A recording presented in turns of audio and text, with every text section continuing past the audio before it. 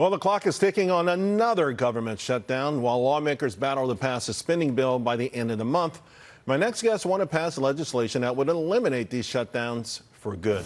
With me now, Republican Senator from Oklahoma, James Lankford, along with Independent Senator from Maine, Angus King. Senator Lankford, let me start with you.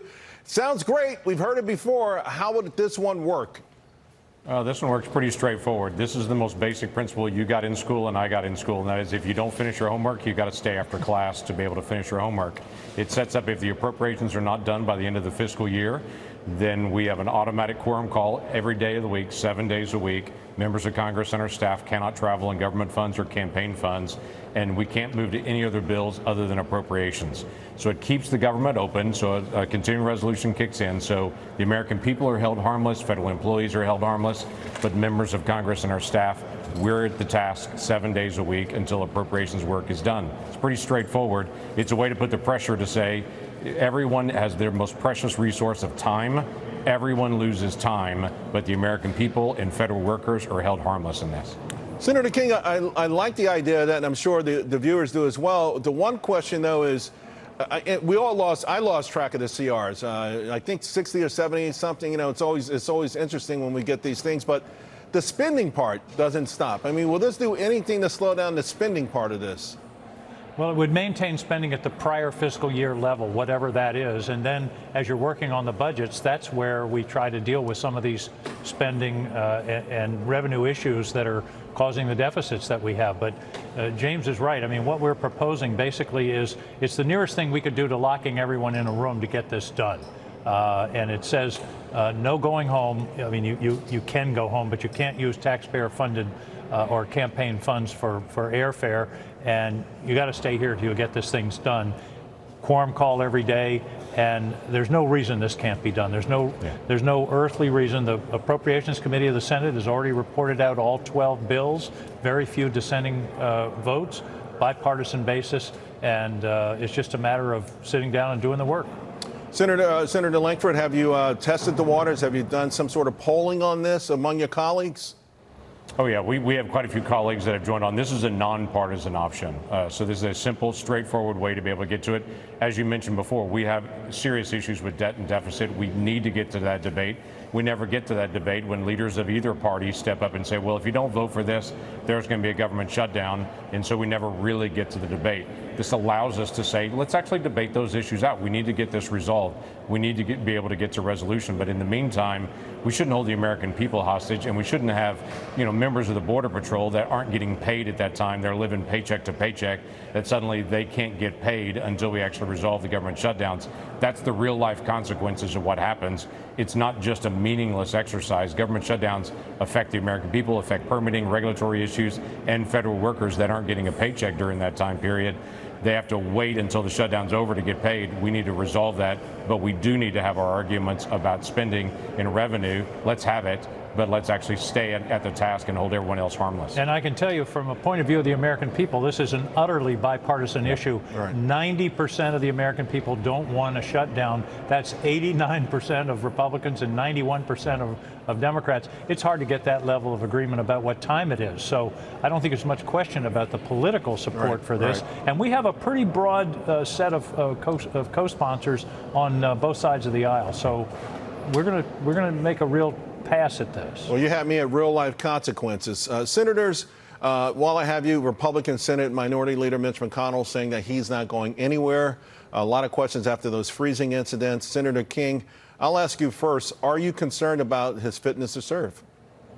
I think I think that's his decision. He's talked to the Senate physician, gotten, I don't know if I'd call it a clean bill of health, but he's certainly able to do his job. And he's not flying a jet airplane here. He's working with people on a day-to-day basis. And I think that's up to him and his colleagues in the Republican conference. Right. Senator Lankford, is there talk amongst the leadership about this among your colleagues on the Republican side? I would say he came to our luncheon today, laid out all the health issues that he has had on this, talked about all the tests that he has had. He's had all kinds of tests to be able to evaluate where he is. Obviously, he's 81 years old, but he is very sharp, very engaged on the issues. At lunch today, he was talking through all the different history and everything where he is, and he's very focused. He is recovering from a concussion, and as he would say, if you're a 24-year-old quarterback, you recover from a concussion faster than an 81-year-old senator. But he is staying on topic and staying on issues and staying at his job. Senator Lankford, you sit on the Senate Homeland Security Committee, where pressure is now really building from both sides on the Biden administration to finally address this border crisis. What did you hear in today's committee hearing, and what actions do you want President Biden to take? Yeah, we literally just stepped out of a committee hearing on Homeland Security on this. Let me tell you, we reached a milestone just this month on it. We've had as many people illegally cross the border in the slightly less than 3 years of the Biden administration than there was total during the 8 years of Obama and the 4 years of Trump combined. So that 12 years of presidency, the number of people that illegally crossed, we've now reached that same number in less than 3 years under the Biden administration. The basic focus I have is we've got to clarify asylum, what it means, what it does not mean. We need to do that in law and clarify it, but the administration needs to be aggressive in being able to enforce that. And right now we have people literally coming into the country under parole that are waiting years before even their first hearing to determine if they're able to stay. We've got to have, as soon as you come in, have a hearing, determine that now to be a deterrent in the days ahead. So work the administration's got to do, work that Congress has got to do as well. Senator King, your thoughts on that as well. And also there's a focus on Secretary Mayorkas' role in all of this. You just talked about how the shutting down the government is a bipartisan issue. This feels like it's climbing up the charts as well. It's becoming something that both sides are very frustrated with. I think it is. If you were eavesdropping when James and I were talking before we went on the air, this is exactly the topic we were talking about. I was in an Intelligence Committee meeting today where we were discussing this issue. And we really need to focus. Most of first 50% of the illegal aliens in the United States came here legally on some kind of visa that they overstayed. So that's a record-keeping problem that I think the Department of Homeland Security really has to get on. That's the first step. As far as the border is concerned, the real issue is asylum. These aren't necessarily people that are sneaking across the border or swimming the river.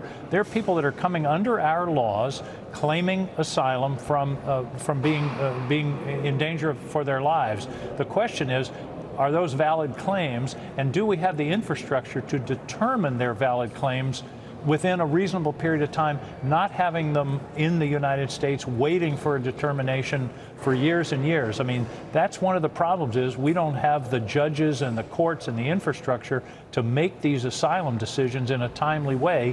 And also a question that I have been asking is, if somebody goes through 3 or 4 different countries claiming they're in danger in their home country, sure, why do they have to come here? Why aren't they safe once they get to another country? I think that's a legitimate question that we have to address.